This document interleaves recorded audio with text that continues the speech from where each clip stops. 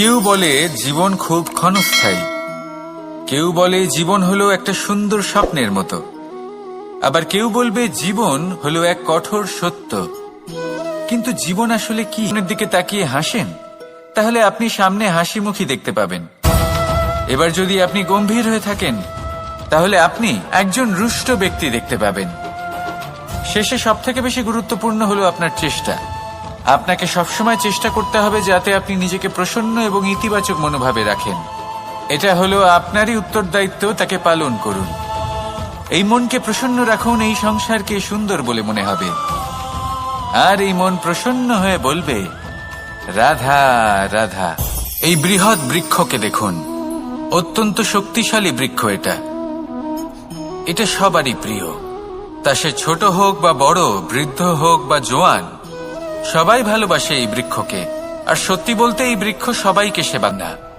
তিনি সময় অন্তরে খুব খুঁটিয়ে এই গাছ নিরীক্ষণ করেন, দেখতে থাকেন।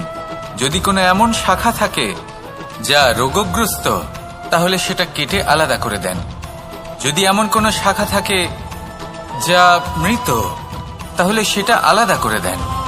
আর এইভাবে উপযুক্ত দেখাশোনা করার কারণেই এই বৃক্ষ এইভাবে সুস্থ হয়ে থাকে, সতেজ হয়ে থাকে, সবার সেবা করতে থাকে।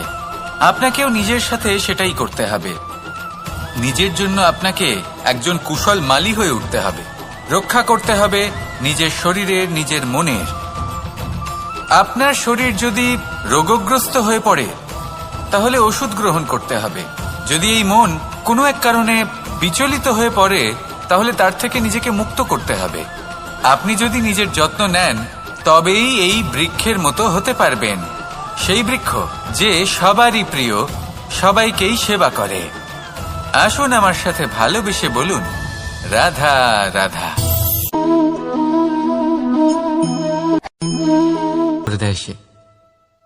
যা পেয়েছে তা যাতে হারিয়ে না ফেলে, সেই ভয়, সংকট ও বিপদের সম্মুখীন হওয়া বন্ধ করে দেয়।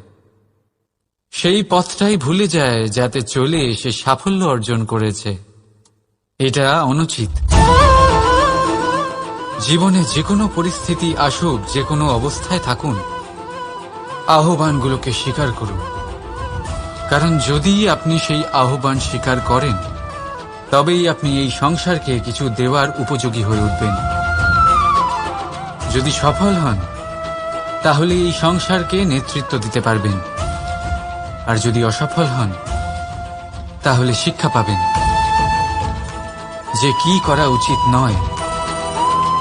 তাই জীবনে আহ্বান স্বীকার করুন, দুশ্চিন্তা নয়। রাধা রাধা। এই সংসারের সব থেকে গুরুত্বপূর্ণ তত্ত্ব কোনটা? প্রথম হলো সময়। জন্ম থেকে মৃত্যু পর্যন্ত এই যে সময়, এটাই তো হলো জীবন। দ্বিতীয় হলো জীবন, যাতে আমরা সময়ের সদ্ব্যবহার করি, শ্রেষ্ঠ থেকে শ্রেষ্ঠতর কাজ করার চেষ্টা করি। বহু বছরের এই পরম্পরা, এই সংস্কৃতিকে এগিয়ে নিয়ে যাওয়ার চেষ্টা করি। এই সংসারে আমরা অংশগ্রহণ করতে চেষ্টা করি। তৃতীয় হলো ধন, সেই ধন যা প্রত্যেক ব্যক্তি অর্জন করতে চেষ্টা করেন। এবার এই তিনটি তত্ত্বের মধ্যে একটা সামঞ্জস্য আছে, সমান ব্যাপার আছে। সে ধনই হোক বা সময় হোক বা হোক জীবন। আর সেই সমান ব্যাপার হলো যে যদি আপনি এটা গণনা করতে থাকেন, তাহলে তা কমতে থাকে। যদি আপনি এটা ব্যবহার করেন, তাহলে তা বাড়তে থাকে। একে সংগঠিত করে রাখতে চেষ্টা করলে এ হাত থেকে ফসকে যায়। কিন্তু যদি আপনি একে সামলে রাখতে শিখে যান, তাহলে এমন কাজ করবেন যাতে সংসারের সাথে সাথে পরবর্তী প্রজন্ম লাভবান হবে। যদি কিছু শিখতে চান, তাহলে সামলাতে শিখুন, গণনা করা বা সংগঠিত করা নয়। আসুন আর আমার সাথে ভালোবেসে বলুন, রাধা রাধা। আমাদের শরীর প্রকৃতির সর্বশ্রেষ্ঠ রচনা। যে অঙ্গ প্রত্যঙ্গ আমরা লাভ করেছি, প্রত্যেকটির মধ্যে একটি নিজস্ব বার্তা রয়েছে।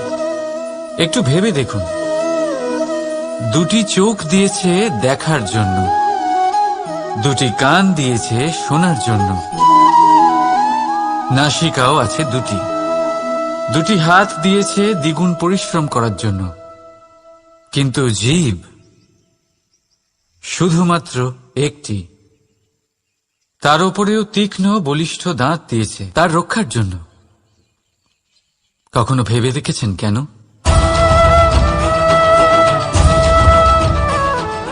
কারণ শব্দ আর শব্দের প্রয়োগ মানুষের সবচেয়ে বড় অস্ত্র, যার প্রয়োগ যত ভেবেচিন্তে করা যায় মানুষ তার জীবনে ততটাই উপরে উঠতে পারে। তাহলে মনে রাখুন, দেখুন, শুনুন আর বুঝুন বেশি, বলুন কম। রাধা রাধা। আমরা সকলে শক্তি অনুভব করতে চাই। এবার যদি আপনাকে জিজ্ঞেস করা হয় যে সবথেকে বেশি শক্তির অনুভব কোথা থেকে করা সম্ভব, তখন কেউ কেউ বলবেন পুষ্টিকর করতে চান তাহলে তা পাবেন শুধু একতার দ্বারা, সংগঠনের দ্বারা। যদি আপনাকে উদাহরণ দিই, নিজের এই হাতটাকে দেখুন, 5টা আঙুল রয়েছে। কোনো একটা বস্তুকে নিজের একটা আঙুল দ্বারা তুলে ধরার চেষ্টা করে দেখুন, বড়ই কষ্ট হবে। তখন আপনি বুঝতে পারবেন যখন এই 5টি আঙুল একত্রিত হয় তখন কোনো কাজ কতটা সহজ হতে পারে। এটাই হলো শক্তি, একতার। সব থেকে ভালো উদাহরণ যদি আপনাকে দিই তাহলে বাঁশি। এই বাঁশি থেকে অত্যন্ত মধুর সুর নির্গত হয় যা সবার মন প্রসন্ন করে দেয়। এই কথা সত্যি, কিন্তু এই বাঁশি আমি একটা বা দুটো আঙুল দিয়ে বাজাতে পারবো না। আমাকে প্রত্যেকটা আঙুল ব্যবহার করতেই হবে, তবেই এর থেকে মধুর সুর নির্গত হবে যা সকলকে প্রসন্ন করবে, ঠিক কিনা? ঠিক এইভাবেই যদি আপনি চান যে আপনার জীবনরূপী বাঁশি থেকেও মধুর সুর নির্গত হোক বা সবার মনকে প্রসন্ন করে তুলুক, তাহলে আপনাকেও জীবনে একতা নিয়ে আসতেই হবে। আপনি একাও কর্ম করতে পারেন, পথ চলতেও পারেন, সামনেও এগোতে পারেন, সাফল্যও লাভ করতে পারেন। কিন্তু যখন সকলে একসাথে এগোবেন, সেই পথে চলবেন, সেই কর্মই করবেন, তখন লক্ষ্যে অবশ্যই পৌঁছবেন, সাফল্য অবশ্যই লাভ করবেন। কিন্তু সেই সাফল্য এবং তার আনন্দর সংমিশ্রণটাই একটু অন্যরকম হবে। তাই জীবনে ঐক্যবদ্ধ হন, একসাথে মিলে এগোতে থাকুন, আর আমার সাথে ভালোবেসে বলুন রাধা রাধা। সম্ভব কে করে দেখাবে? প্রকৃতি। আগে হ্যাঁ, এই সংসারে যা কিছু উৎপন্ন হয়, যা কিছু নষ্ট হয়, তার জন্য প্রকৃতি দায়ী হন। এই প্রকৃতির কারণেই তো রৌদ্র আসে, প্রকৃতির কারণেই বৃষ্টি হয়, জল পাওয়া যায়। তার কারণেই এই বটের বীজ তা এক বিশাল বটবৃক্ষে পরিণত হবে। কিন্তু একজন মানুষকে দেখুন, মানুষ বলবে এই বৃক্ষে আমার অধিকার রয়েছে। কেন? কারণ আমি এই বীজ বপন করেছি। এবার সমস্ত কাজ প্রকৃতি করবে আর সমস্ত শ্রেয় মানুষ নিয়ে যাবে। এটা কি উচিত? কখনোই নয়। এবার এর উত্তর প্রকৃতিতেই লুকোনো আছে। কখনো কোনো পাখিও এই বীজ রোপণ করে, সেখানে বৃক্ষ উৎপন্ন হয়, তাতে ফল আসে, সেই পাখি সেই ফল খায়, কিন্তু সেখানকার বাকি পাখি এবং প্রাণীদের সেই ফল খেতে বারণ করে না। সেই বৃক্ষের ওপর নিজের অধিকার প্রমাণ করতে চেষ্টা করে না, সবার মধ্যে ভাগ করে দেয়। আর এটাই আমাদেরও করা উচিত। যা প্রকৃতি থেকে আসছে তা আবার প্রকৃতিতেই ফিরে যেতে দিন। এটা অত্যন্ত প্রয়োজনীয়। পাখিদের মতো হতে চেষ্টা করুন, তবেই আপনার এই মন আকাশে উড়তে থাকবে আর সুপ্রসন্ন হয়ে বলবে রাধা রাধা। দুরকমের প্রাকৃতিক বেগ থাকে। প্রথম হলো বর্ষা। যখন এর বর্ষণ হয় তখন মাটিকে শীতল করে নতুন ফসল ফলায়। আর দ্বিতীয় হয় পবন, যা আমাদের সর্বদা শ্বাসবায়ু প্রদান করে। অশান্ত এই মনকে শান্তি প্রদান করে, এই ক্লান্ত শরীরে স্ফূর্তি প্রদান করে। আমাদের জীবনে যত আবেগ আছে তা হয় বর্ষার মতো হওয়া উচিত, নয় হওয়া উচিত পবনের মতো। ক্রোধ, মতভেদ, বিবাদ, এগুলো হওয়া উচিত বর্ষার মতো। অর্থাৎ কিছু সময় পরে যেন এরা নিজে থেকেই ছিন্ন ভিন্ন হয়ে চলে যায়। আর যদি পবনের মতো কোনো আবেগ থাকা উচিত তা হল প্রেম, যা সর্বদা শ্বাসবায়ু প্রদান করে, সবসময় সাথে থাকে। একে আমরা অনুভব করতে পারি না, কিন্তু এ আমাদের অনুভব করার জন্য প্রাণবায়ু প্রদান করে। আর যখন চক্রবাতের মতো সে ভয়ঙ্কর হয়ে ওঠে, তখন সমগ্র সংসার বদলে দেয়। এর সারমর্ম একটাই, শক্তি। মতভেদ, ক্রোধ, বিবাদের মধ্যে নেই। শক্তি যদি থাকে তা আছে প্রেমের মধ্যে। তাই এই প্রেমকে মনের মধ্যে রাখুন আর আমার সাথে বলুন, রাধা রাধা। ঘৃণা, প্রেম, রেগে যাওয়া, মান ভাঙানো, ভুলে যাওয়া, এই সকল অনুভূতি মানুষের জীবনে অত্যন্ত গুরুত্বপূর্ণ। মানুষের এই অনুভূতিগুলো না থাকলে মানুষ একটা যন্ত্রের থেকে বেশি আর কিচ্ছু না।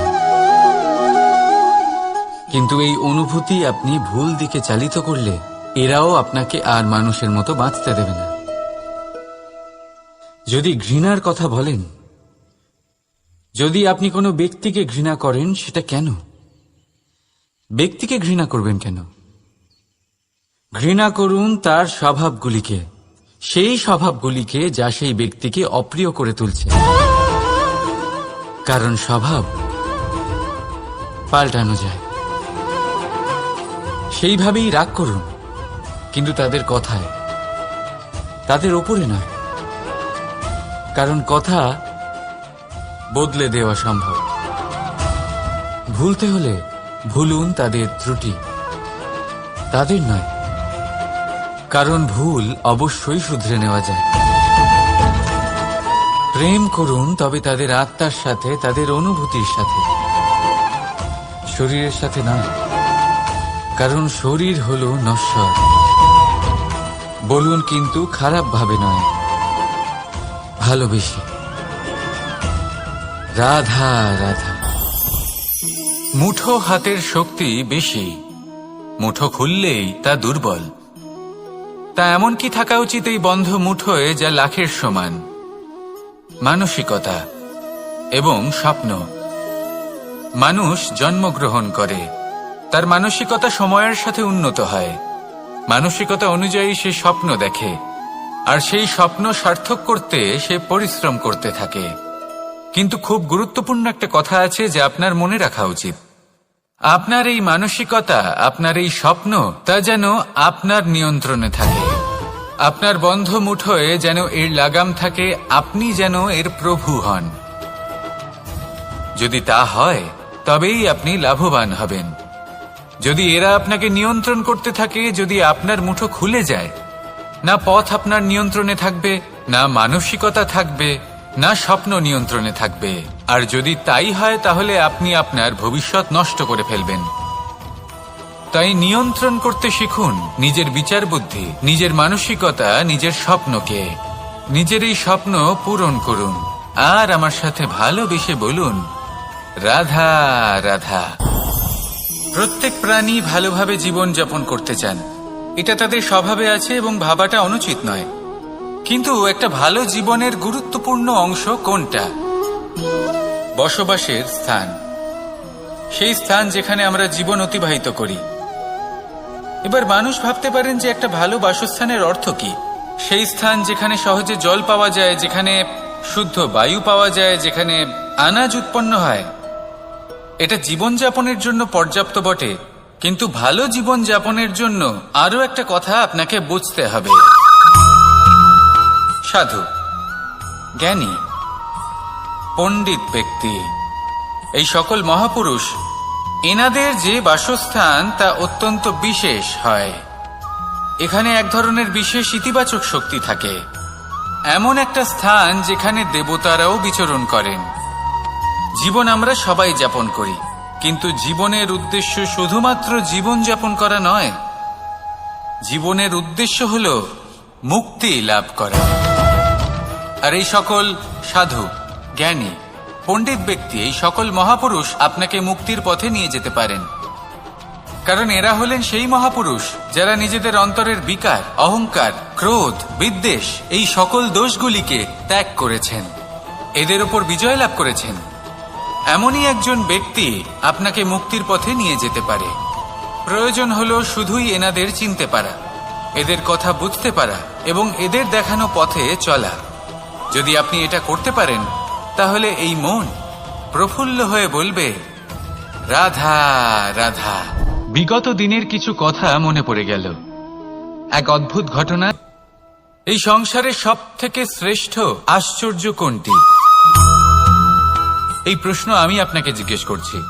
এবার কেউ বলবেন স্বর্ণ দ্বারা নির্মিত লঙ্কা, এটি হলো সংসারের সব থেকে বড় আশ্চর্য। কেউ বলবেন বরফে ঢাকা সেই পর্বত যা আকাশ স্পর্শ করে। কেউ বলবেন সেই সমুদ্র যার গভীরতা মাপা অসম্ভব ব্যাপার। কেউ বলবেন সেই বায়ু যা আমরা দেখতে পাই না, কিন্তু তা আমাদের জীবন দান করে।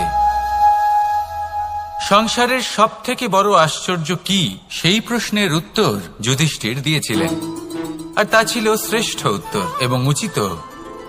উনি বলেছিলেন যে সংসারে প্রতিদিন কোনো ব্যক্তি জন্ম লাভ করেন আর কোনো ব্যক্তি মৃত্যুও লাভ করেন। এবার এই কথাটা সবাই জানেন, সবাই বোঝেন যে যখন জন্মেছি তখন কোনো একদিন আমিও অবশ্যই মৃত্যু লাভ করব।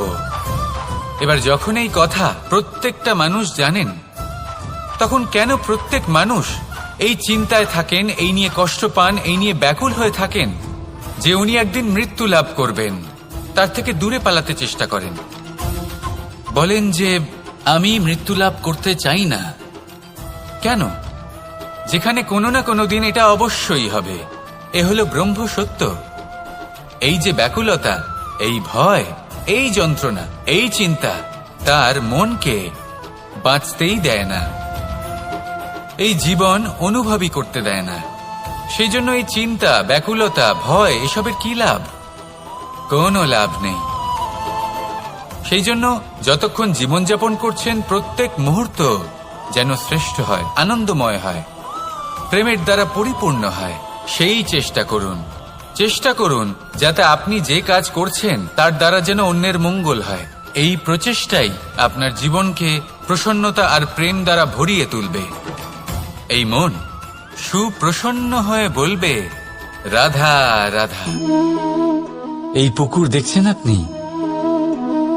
বাচ্চা, বৃদ্ধ, যুবক, যাকেই আমি জিজ্ঞেস করব এটা কি, সবার উত্তর সেই একই হবে। উত্তর তখনই বদলাবে যখন প্রশ্ন এটা হবে যে আপনি এই পুকুরে কি করতে চান। কেউ বলবে আমি এমনি এর পাড়ে বসে এই জল স্পর্শ করে ঠান্ডা হাওয়ার আনন্দ অনুভব করতে চাই। কেউ বলবে আমি এই পুকুরে সাঁতার কাটতে চাই। কেউ বলবে কাগজের নৌকা বানিয়ে আমি এতে ভাসিয়ে দিতে চাই। কেউ বলবে আমি মাছ ধরে নিজের জীবন যাপন করতে চাই, ইত্যাদি ইত্যাদি। আপনাকে একটা কথা বলে রাখি, আমাদের জীবনও এই পুকুরেরই মতন, একই রকম। কিন্তু আমরা এই জীবন নিয়ে কি করব, সেই সিদ্ধান্ত আমাদের। এই পুকুরে আপনি মুক্তও পাবেন, আবার পাঁকও পাবেন। যদি আপনি মুক্ত পেতে চান, তাহলে এই পুকুরের গভীরে আপনাকে যেতে হবে। ততটাই চেষ্টা করতে হবে যতটা করলে আপনি সেই মুক্ত অর্জন করতে পারবেন। না হলে শুধু পাঁকে হাত পড়বে। তাই যা আমি সর্বদা বলে থাকি, সিদ্ধান্ত আপনার। রাধা রাধা। এই সংসারের সব থেকে বড় সুখ কি? কেউ বলবেন নিজের লক্ষ্য প্রাপ্ত করা, কেউ বলবেন ধন উপার্জন করা, কেউ বলবেন নিদ্রাই সব থেকে বড় সুখ, কেউ বলবেন রাজ্য লাভ করা, আবার কেউ বলবেন মাতার হাত থেকে খাবার খাওয়া, আদি ইত্যাদি। কিন্তু যদি সত্যি কথা বলি, এই সংসারের সব থেকে বড় সুখ হল সেবা করা। কখনো কাউকে সেবা করে দেখুন। এই সেবা দ্বারা অন্য কোনো মানুষের আশীর্বাদ লাভ করাতেই সুখ রয়েছে। আপনার সেবা ভাব দ্বারা যখন কোনো মানুষ নিজের অন্তরাত্মা থেকে আপনাকে আশীর্বাদ করে, তার থেকে বড় সুখ আর কিছুই নেই। কারণ প্রত্যেক মানুষের মধ্যে ঈশ্বর বাস করেন। নরের সেবাই হল নারায়ণের সেবা। নিষ্কাম সেবা করাই হল সব থেকে বড় সুখ। তাই নিজের অন্তরে সেবার এই ভাব জাগ্রত করুন। যে সুখের কথা আমি বলছি সেই সুখ অনুভব করেই দেখুন। এই মন সুপ্রসন্ন হয়ে বলবে, রাধা রাধা। বাহ, পুষ্পের সুবাস আমার খুব ভালো লাগে। অত্যন্ত সুন্দর হয় এই পুষ্প। এইভাবে চারিদিকে পুষ্প দ্বিগুণের তাপ সহ্য করতে হবে না, অবশ্যই সহ্য করতে হবে। এটাই হলো প্রকৃতির নিয়ম।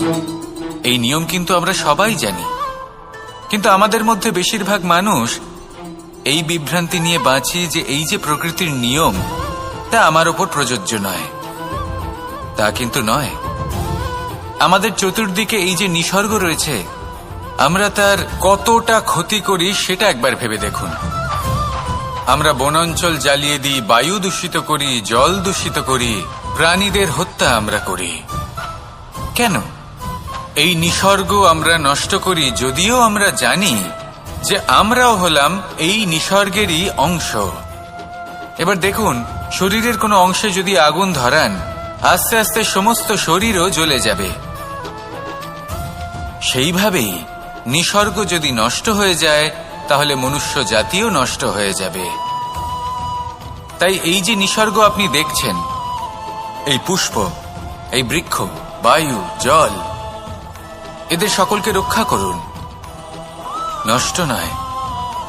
মনে রাখবেন, যদি নিসর্গ থাকে মানুষ থাকবে, যদি নিসর্গ থাকে তাহলেই জীবন থাকবে। আসুন আমার সাথে ভালোবেসে বলুন, রাধা রাধা। কেউ বলে জীবন খুব ক্ষণস্থায়ী, কেউ বলে জীবন হলো একটা সুন্দর স্বপ্নের মতো, আবার কেউ বলবে জীবন হলো এক কঠোর সত্য। কিন্তু জীবন আসলে কি? জীবন হলো আপনারই প্রতিবিম্ব, একটা দর্পণ। অর্থাৎ আপনি জীবনকে সেইভাবেই পাবেন যেরকম আপনি নিজেকে প্রতিপন্ন করবেন। যদি আপনি দর্পণের দিকে তাকিয়ে হাসেন, তাহলে আপনি সামনে হাসি মুখী দেখতে পাবেন। এবার যদি আপনি গম্ভীর হয়ে থাকেন, তাহলে আপনি একজন রুষ্ট ব্যক্তি দেখতে পাবেন। শেষে সবথেকে বেশি গুরুত্বপূর্ণ হলো আপনার চেষ্টা। আপনাকে সবসময় চেষ্টা করতে হবে যাতে আপনি নিজেকে প্রসন্ন এবং ইতিবাচক মনোভাবে রাখেন। এটা হলো আপনারই উত্তরদায়িত্ব, তাকে পালন করুন। এই মনকে প্রসন্ন রাখুন, এই সংসারকে সুন্দর বলে মনে হবে। আর এই মন প্রসন্ন হয়ে বলবে, রাধা রাধা। এই বৃহৎ বৃক্ষকে দেখুন, অত্যন্ত শক্তিশালী বৃক্ষ। এটা সবারই প্রিয়। তা সে ছোট হোক বা বড়, বৃদ্ধে ভাবেন না। তিনি সময় অন্তরে খুব খুঁটিয়ে এই গাছ নিরীক্ষণ করেন, দেখতে থাকেন। যদি কোনো এমন শাখা থাকে যা রোগগ্রস্ত, তাহলে সেটা কেটে আলাদা করে দেন।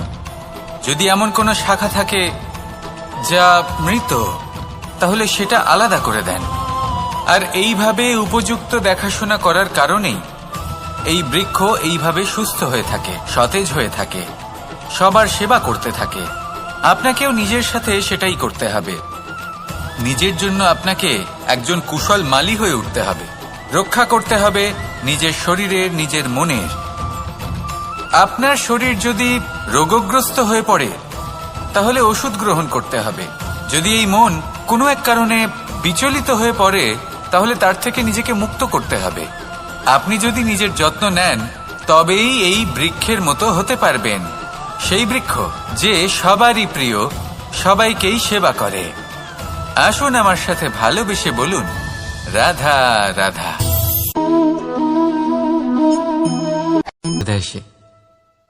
যা পেয়েছে তা যাতে হারিয়ে না ফেলে, সেই ভয়, সংকট ও বিপদের সম্মুখীন হওয়া বন্ধ করে দেয়। সেই পথটাই ভুলে যায় যাতে চলে সে সাফল্য অর্জন করেছে। এটা অনুচিত। জীবনে যে কোনো পরিস্থিতি আসুক, যে কোনো অবস্থায় থাকুন, আহ্বানগুলোকে স্বীকার করুন। কারণ যদি আপনি সেই আহ্বান স্বীকার করেন, তবেই আপনি এই সংসারকে কিছু দেওয়ার উপযোগী হয়ে উঠবেন। যদি সফল হন তাহলে এই সংসারকে নেতৃত্ব দিতে পারবেন, আর যদি অসফল হন তাহলে শিক্ষা পাবেন যে কি করা উচিত নয়। তাই জীবনে আহ্বান স্বীকার করুন, দুশ্চিন্তা নয়। রাধা রাধা। এই সংসারের সব থেকে গুরুত্বপূর্ণ তত্ত্ব কোনটা?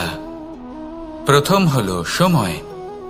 জন্ম থেকে মৃত্যু পর্যন্ত এই যে সময়, এটাই তো হলো জীবন। দ্বিতীয় হলো জীবন, যাতে আমরা সময়ের সদ্ব্যবহার করি, শ্রেষ্ঠ থেকে শ্রেষ্ঠতর কাজ করার চেষ্টা করি। বহু বছরের এই পরম্পরা, এই সংস্কৃতিকে এগিয়ে নিয়ে যাওয়ার চেষ্টা করি। এই সংসারে আমরা অংশগ্রহণ করতে চেষ্টা করি। তৃতীয় হলো ধন, সেই ধন যা প্রত্যেক ব্যক্তি অর্জন করতে চেষ্টা করেন। এবার এই তিনটি তত্ত্বের মধ্যে একটা সামঞ্জস্য আছে, সমান ব্যাপার আছে। সে ধনই হোক বা সময় হোক বা হোক জীবন। আর সেই সমান ব্যাপার হলো যে যদি আপনি এটা গণনা করতে থাকেন তাহলে তা কমতে থাকে, যদি আপনি এটা ব্যবহার করেন তাহলে তা বাড়তে থাকে। একে সংগঠিত করে রাখতে চেষ্টা করলে এ হাত থেকে ফসকে যায়, কিন্তু যদি আপনি একে সামলে রাখতে শিখে যান তাহলে এমন কাজ করবেন যাতে সংসারের সাথে সাথে পরবর্তী প্রজন্ম লাভবান হবে। যদি কিছু শিখতে চান তাহলে সামলাতে শিখুন, গণনা করা বা সংগঠিত করা নয়। আসুন আর আমার সাথে ভালোবেসে বলুন, রাধা রাধা। আমাদের শরীর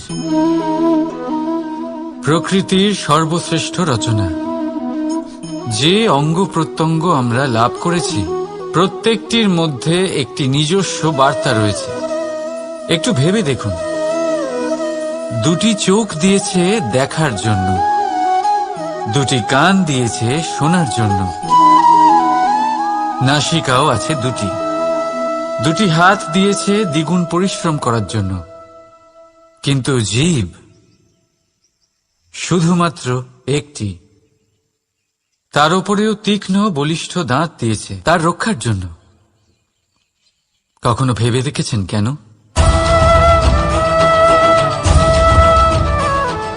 কারণ শব্দ আর শব্দের প্রয়োগ মানুষের সবচেয়ে বড় অস্ত্র, যার প্রয়োগ যত ভেবে চিন্তে করা যায় মানুষ তার জীবনে ততটাই উপরে উঠতে পারে।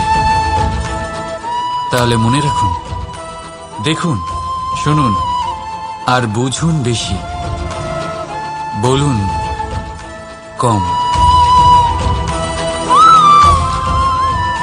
রাধা রাধা। আমরা সকলে শক্তি অনুভব করতে চাই। এবার যদি আপনাকে জিজ্ঞেস করা হয় যে সবথেকে বেশি শক্তির অনুভব কোথা থেকে করা সম্ভব, তখন কেউ কেউ বলবেন পুষ্টিকর আহার গ্রহণ করলে, ব্যায়াম করলে, কেউ বলবেন ধন লাভ করলে, বন্ধুদের থেকে, পরিবারের থেকে, আদি ইত্যাদি। এইভাবে আপনি শক্তির অনুভব অবশ্যই করতে পারেন, কিন্তু সবথেকে বেশি শক্তির অনুভব যদি আপনি করতে চান তাহলে তা পাবেন শুধু একতার দ্বারা, সংগঠনের দ্বারা। যদি আপনাকে উদাহরণ দিই, নিজের এই হাতটাকে দেখুন, 5টা আঙুল রয়েছে। কোনো একটা বস্তুকে নিজের একটা আঙুল দ্বারা তুলে ধরার চেষ্টা করে দেখুন, বড়ই কষ্ট হবে। তখন আপনি বুঝতে পারবেন যখন এই 5টি আঙুল একত্রিত হয় তখন কোনো কাজ কতটা সহজ হতে পারে। এটাই হলো শক্তি, একতার। সব থেকে ভালো উদাহরণ যদি আপনাকে দিই তাহলে বাঁশি। এই বাঁশি থেকে অত্যন্ত মধুর সুর নির্গত হয় যা সবার মন প্রসন্ন করে দেয়। এই কথা সত্যি, কিন্তু এই বাঁশি আমি একটা বা দুটো আঙুল দিয়ে বাজাতে পারবো না।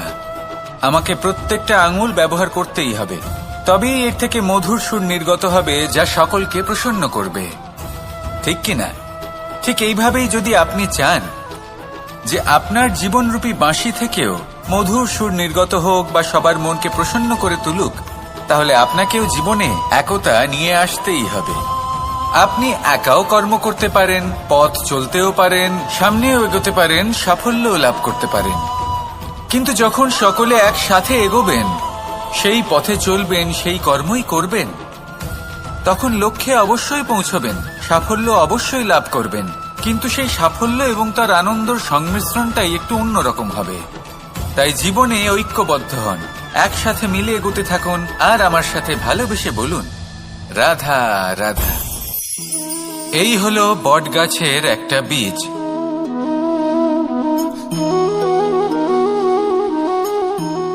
চলুন এটা রোপণ করা যাক, একটু জল দেওয়া যাক।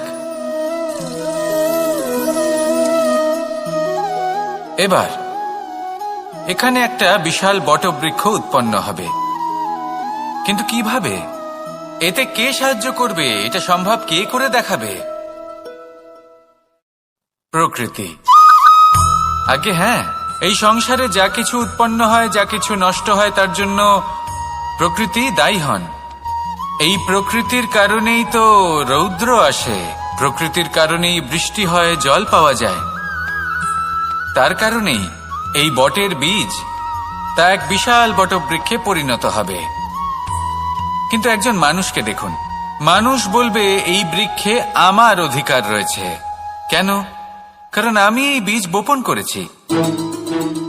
এবার সমস্ত কাজ প্রকৃতি করবে, আর সমস্ত শ্রেয় মানুষ নিয়ে যাবে। এটা কি উচিত? কখনোই নয়। এবার এর উত্তর প্রকৃতিতেই লুকোনো আছে। কখনো কোনো পাখিও এই বীজ রোপণ করে, সেখানে বৃক্ষ উৎপন্ন হয়, তাতে ফল আসে, সেই পাখি সেই ফল খায়, কিন্তু সেখানকার বাকি পাখি এবং প্রাণীদের সেই ফল খেতে বারণ করে না। সেই বৃক্ষের ওপর নিজের অধিকার প্রমাণ করতে চেষ্টা করে না, সবার মধ্যে ভাগ করে দেয়। আর এটাই আমাদেরও করা উচিত। যা প্রকৃতি থেকে আসছে তা আবার প্রকৃতিতেই ফিরে যেতে দিন। এটা অত্যন্ত প্রয়োজনীয়।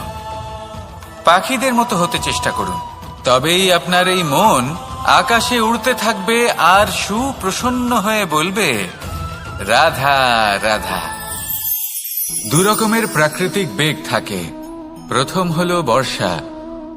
যখন এর বর্ষণ হয় তখন মাটিকে শীতল করে নতুন ফসল ফলায়।